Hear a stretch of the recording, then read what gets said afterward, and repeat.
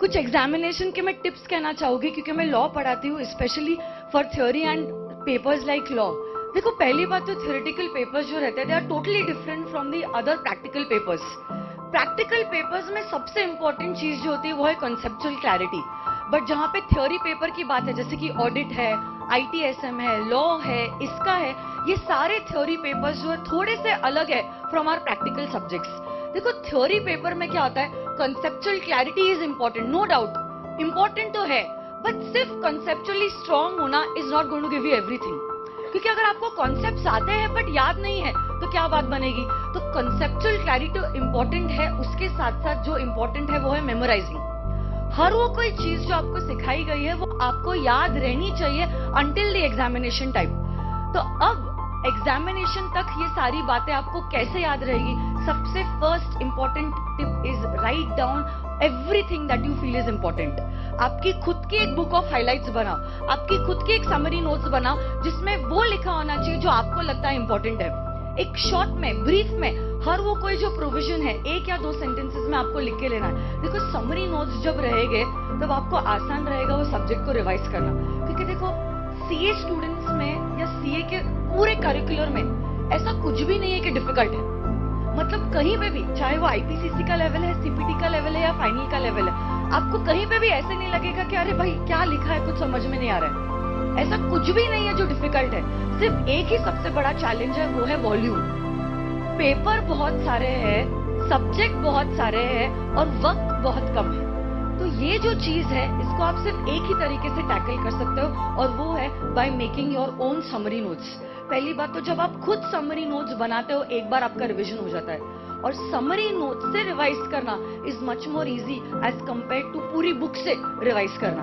तो देखो, कॉन्सेप्चुअली तो आप सब कुछ क्लियर कर ही लेते हो जब आप क्लासेस अटेंड करते हो या घर पे पढ़ाई करते हो। आपका मेमोराइजिंग पार्ट भी हो जाता है जब आप ये समरी नोट्स बनाते हो। बट देखो, बहुत सारे स्टूडेंट्स हैं, स्पेशली वो वाले स्टूडेंट्स जिन्होंने हिंदी या मराठी मीडियम से स्कूलिंग करी है। क्या होता है, वो मेरे पास आते हैं और कहते हैं कि मैम सब कुछ हमें पता है, मतलब कॉन्सेप्चुअली क्लियर है, सब कुछ हमें याद भी आता है, बट एग्जामिनेशन में हम ये सारी बातें लिख नहीं पाते हैं।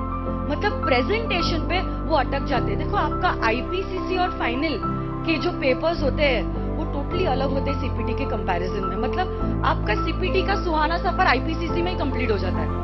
CPT तो बहुत आसान था, चलो एक क्वेश्चन थे, 4 गोले थे, सही गोला लग गया तो बिंगो, नहीं तो फिर टिंगो और 6 महीने बाद वापस से अटेम्प्ट दे दो। बट अब IPCC और फाइनल में बातें टोटली डिफरेंट है, टोटली अलग है। आपको एक्चुअली सारे आंसर्स नोट डाउन करने होते हैं। तो presentation also plays a very important role. आपका प्रेजेंटेशन, आपका पेपर कैसे लिखा गया है, ये बहुत मायने रखता है आपके एग्जामिनर के लिए। इतने मार्क्स वो आपको देगा, इससे प्रेजेंटेशन का भी बहुत ज्यादा फर्क पड़ता है। तो देखो, थ्योरी पेपर में 2 तरीके से क्वेश्चंस आ सकते हैं। या तो होगा एक डायरेक्ट थ्योरी क्वेश्चन, या तो फिर होगा एक केस स्टडी बेस्ड क्वेश्चन। अब डायरेक्ट थ्योरी क्वेश्चन जैसे कि स्ट्रेट अवे पूछ लिया कि right down the characteristics of a company. तो अब आपको क्या करना होगा, आपका जो पेपर है आंसर पेपर, उसको 3 हिस्सों में आपको डिवाइड करना होगा। जहां पे आप लिखोगे आंसर नंबर 1A और फिर आंसर की शुरुआत करोगे। Point number 1 perpetual succession explain करोगे, point number 2 limited liability explain करोगे, पॉइंट नंबर 3 शेयर कैपिटल और एक्सप्लेन करोगे। कोई भी आंसर जो है थ्योरी पेपर में आपको पैराग्राफ फॉर्मेट में नहीं लिखना है। Every answer has to be written in point wise format, और जिन जिन आंसर्स के लिए हो सके write down the heading and then give the explanation. उसके साथ साथ आपको और एक चीज करनी, जो भी की वर्ड्स है या इंपॉर्टेंट वर्ड्स है, important words for paper like audit, ITSM, इसका जो लीगल लैंग्वेज के जो इंपॉर्टेंट कीवर्ड्स होते हैं, जैसे कि बहुत बार लीगल लैंग्वेज में ना ऐसे शब्द होते हैं जिनको यूज करना बहुत ज्यादा जरूरी होता है। मतलब you have to stick to the legal language. आप लेमैन की लैंग्वेज यूज नहीं कर सकते लॉ जैसे पेपर में या इसका जैसे पेपर में। ये टेक्निकल और लीगल शब्द को यूज करना बहुत ज्यादा जरूरी है। तो जो भी इंपॉर्टेंट वर्ड्स है उनको प्लीज आप अंडरलाइन कर लेना। मतलब आप समझ लो, जितना आसान आप एग्जामिनर के लिए करोगे ये आपका आंसर पेपर, उतना आसान वो आपके लिए करेगा आपको पास करने के लिए। डायरेक्ट रिलेशनशिप है, जितना ज्यादा आप उसे खुश करोगे उतना ही खुश वो आपको करेगा एग्जामिनेशन के बाद। अब दूसरा तरीका है जिस तरह से क्वेश्चंस पूछे जाते हैं वो है केस स्टडी, जहाँ पे एग्जामिनर क्या करेगा, आपको एक सिचुएशन देगा और कहेगा कि सिचुएशन को एनालाइज कीजिए और उसका जवाब दीजिए। मतलब जैसे कि कोई क्लाइंट ही आपके पास आया है, आप सीए बन गए हो और क्लाइंट आपके पास आया और कह रहा है कि मेरी कंपनी के साथ ये हादसा हुआ है, अब मैं करूं तो क्या करूं, या अब मुझे क्या करना चाहिए या ना करना चाहिए, प्लीज मुझे एडवाइस दीजिए। ऐसा ही सेम सवाल इंस्टीट्यूट जो है, एग्जामिनर जो है, वो आपके पेपर में डाल देगा। तो अब ऐसे जो क्वेश्चंस रहते हैं उसके जवाब आपको 3 हिस्सों में डिवाइड करने हैं। सबसे पहला पॉइंट जो रहेगा, ये आईपीसीसी और फाइनल दोनों के लिए एप्लीकेबल है, सीपीटी के लिए नॉट एप्लीकेबल। आपको क्या करना होगा, सबसे पहला पॉइंट जो है वो लिखने होंगे फैक्ट्स, कि क्वेश्चन में एग्जामिनर ने क्या पूछा। एक सिंपल सा केस हम लोग लेते हैं जिसका जवाब सभी को आएगा। से कंपनी के 5 डायरेक्टर्स है, प्राइवेट कंपनी के, सारे भी 5 डायरेक्टर्स से कोई हिल स्टेशन के लिए निकल रहे थे through car, and unfortunately that car met with an accident and all of them died. तो इंस्टीट्यूट आपको सवाल पूछ रहा है कि सारे के सारे डायरेक्टर्स गुजर गए, ये डायरेक्टर्स मेंबर्स भी थे, they are also dead, is the company alive और डेड, ऐसा सवाल पूछा है। तो यस नहीं, देखो यस या नो में जवाब नहीं देना है, वही तो बात है ना। शुरू करोगे फैक्ट से और एग्जामिनर को बताओगे कि क्वेश्चन में हुआ क्या है। तो आप एग्जामिनर को बताओगे कि ये कंपनी के डायरेक्टर्स थे, मेंबर्स थे, जो एक्सीडेंट में गुजर गए, उसके वजह से now we are trying to analyse what is happening. पहले फैक्ट्स दे दोगे 1 या 2 सेंटेंसेस, फिर आप शुरू करोगे with the analysis.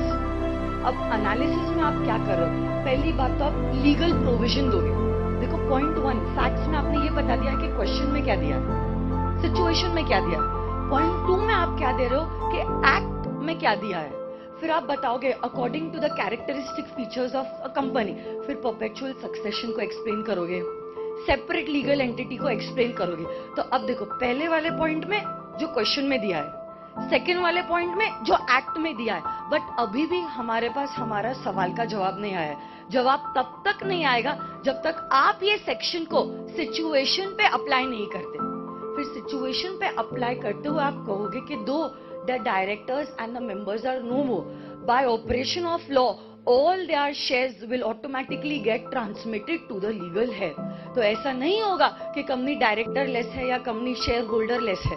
The company still has shareholders, the company still has directors. और फिर finally at the end you will say conclusion, और फिर कहोगे because of the reason stated above I may conclude that the company's existence has not got affected because of the above incident।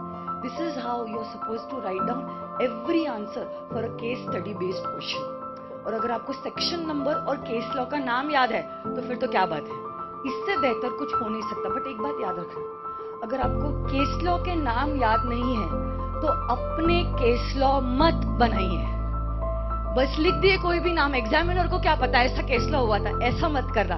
कोई भी गलत section जो है उसके number मत लिखना। जाओगे एग्जामिनर को इम्प्रेस करने के लिए, बाजी पूरी पलट जाएगी।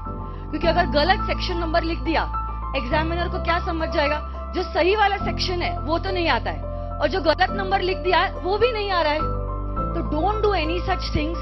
नहीं आ रहा है, स्ट्रेट अवे दो according to the applicable provisions of the companies act 2013, according to the relevant section of the companies act 2013, comma करके आपका पूरा आंसर जो है उसको लिखना आप शुरू कर देना। Every question has to be on a new page. Theory papers के बारे में बस इतना ही है, और डायरेक्ट थ्योरी क्वेश्चन है तो सवाल ही नहीं उठता। Straight away point wise format में आपको सारी बातें लिखना जो है शुरू करना है। हाँ, डिफरेंशिएशन के क्वेश्चंस भी कभी कभार पूछे जाते हैं, तो अगर डिफरेंशिएशन के भी क्वेश्चंस पूछे, do not right the differentiation के आंसर्स इन पैराग्राफ फॉर्मेट। उसके लिए भी आपके आंसर पेपर को 2 हिस्सों में डिवाइड करो, बीच में बेसिस लिखना है, और उसके बाद राइट साइड पे फर्स्ट वाला और लेफ्ट साइड पे सेकंड वाला। ऐसे करते हुए heading difference, heading difference, heading and difference, ऐसे करते हुए आपका पूरा पेपर जो है शुड बी नीटली प्रेजेंटेड। मैं ये नहीं कहती बहुत सारा डेकोरेशन कीजिए, डेकोरेशन का समय नहीं है, क्योंकि 3 घंटे बहुत कम होते हैं आपके पूरे आंसर पेपर को कंप्लीट करने के लिए। बट एटलीस्ट आपकी हैंडराइटिंग जो है शुड बी एलिजिबल इनफ। ये तो एग्जामिनर को समझ में आना चाहिए कि आपने क्या लिखा है या क्या ना लिखा है। ठीक है, इतना बस आप ध्यान दे दीजिए और कुछ नहीं। ठीक है, तो बस इतना ही कहना चाहूंगी that stay inspired, stay blessed and all the best. Thank you so much.